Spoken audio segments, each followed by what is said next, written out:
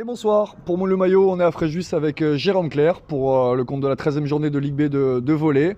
Jérôme, merci de nous accorder un peu de temps. Tes impressions sur cette victoire 3-0 contre France Avenir? Match réussi de notre côté. On savait qu'on devait être très appliqué parce qu'il ne fallait pas laisser les jeunes prendre feu. Et on les a bien fermés, donc très très très content de ce match. On s'est pas vu depuis un moment parce que la dernière fois c'était à domicile contre Martigues. Entre temps, il y a eu 3 déplacements. La défaite un petit peu frustrante à Ajaccio, mais riche d'enseignements. La victoire sèche à Grand Nancy et puis la victoire à Conflans-Sainte-Honorine en Coupe de France. Donc là, on termine bien l'année pour ce dernier match à domicile contre France Avenir. C'est une équipe particulière à jouer, France Avenir. Bah, exactement, ils n'ont rien à perdre. C'est-à-dire qu'ils n'ont pas d'objectif de victoire ou de défaite, ils font que de la formation. Et c'est une équipe qui a un gros potentiel. Maintenant, ils n'ont pas réussi à le montrer ce soir, mais ouais, match très particulier et il fallait surtout pas les laisser jouer parce qu'après, quand c'est une équipe, on l'a vu la journée d'avant où ils mettent 3-1 à Eliac par exemple, fallait surtout pas que ce scénario nous arrive ce soir. Donc du coup, très content encore de cette prestation collective ce soir. Vous avez joué en patron, on sent que l'équipe elle est pleine de maturité, plus sûre de ses forces.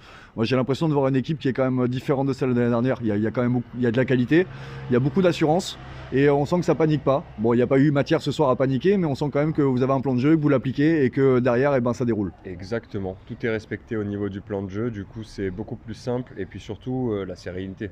C'est vraiment quelque chose qui nous caractérise à domicile cette année. C'est-à-dire que même si on est mené, même si on est à égalité, tout le monde sait ce qu'il a à faire et puis Ça panique pas. ça panique pas du tout. Ouais. Au niveau du scoring, moi je trouve que c'est vraiment intéressant à voir, c'est vraiment équilibré. C'est aussi la distribution de Cédric Da Silva, le passeur.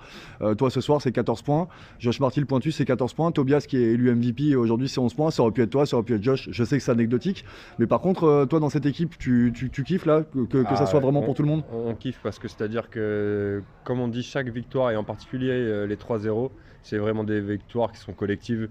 Et c'est ça en fait qui va forger l'équipe pour la suite, parce qu'on sait que le plus important c'est les playoffs, et on sait très bien qu'on peut compter sur tout le monde à chaque match, et ça c'est super important. L'objectif c'est vraiment de rester tout en haut, coller le plus possible à Ajaccio, même si aujourd'hui ils sont un peu longs au classement, pour garder l'avantage du terrain dans les playoffs le plus loin possible.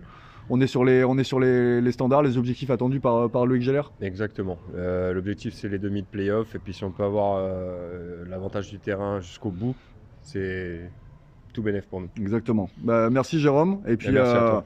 bonne fin d'année avec un déplacement la semaine prochaine. Et puis on se retrouvera en 2025 à la Avec Sainte-Croix. grand plaisir, avec grand plaisir.